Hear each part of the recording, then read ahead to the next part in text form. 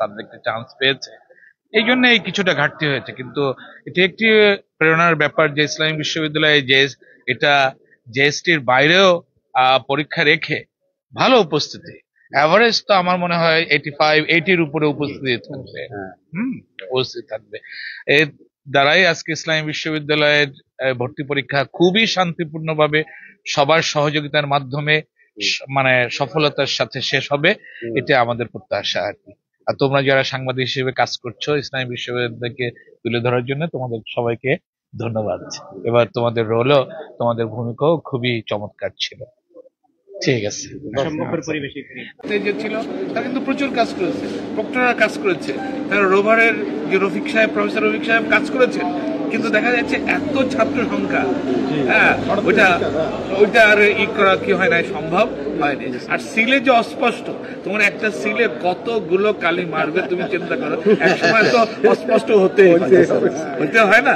আর ছাত্র যখন ঢুকে তখন তো একসাথে অনেক ছাত্র ঢুকে, তাই না? এই জন্যই এটা এইরকম হয়ে যায় অনিচ্ছা সত্ত্বেও, হ্যাঁ অনিচ্ছা সত্ত্বেও এটা হয়ে যায়। কিন্তু তারপরে আমরা বলবো যে আমাদের যারা বডিতে আছে, আমাদের প্রভিসি, ট্রেজারার, ডিনসরা এবং আমাদের সিনিয়র শিক্ষকরা, সবার আন্তরিকতার কোনো ঘাটতি ছিল না এই পরীক্ষাটা যাতে সুন্দরভাবে সম্পন্ন হয় এই ক্ষেত্রে। এই জন্য আমি সবাইকে ধন্যবাদ জানাবো।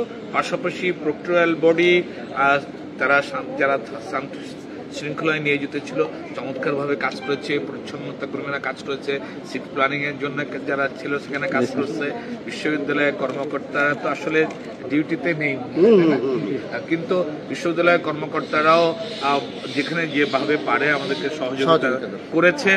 এবং কর্মচারীরা, বিশেষ করে সাধারণ কর্মচারীরা, আমি তো খেটে খাওয়া এই কর্মচারীদের দেখলে আমি বলি যে ঠিক আছে তার একটু ডিউটি দিয়ে দাও, মানে দু একটা, সে যদি টাকা পায় হয়তো দেখা যাবে এক সপ্তাহ তার মুখটা হাসি থাকবে, হ্যাঁ, কিন্তু তারপরেও সমস্যা আছে, অর্থনৈতিক সমস্যা আছে, অনেক টাকা খরচ হয়, কিন্তু তারপরেও তাদেরকে একসেপ্ট করা হচ্ছে।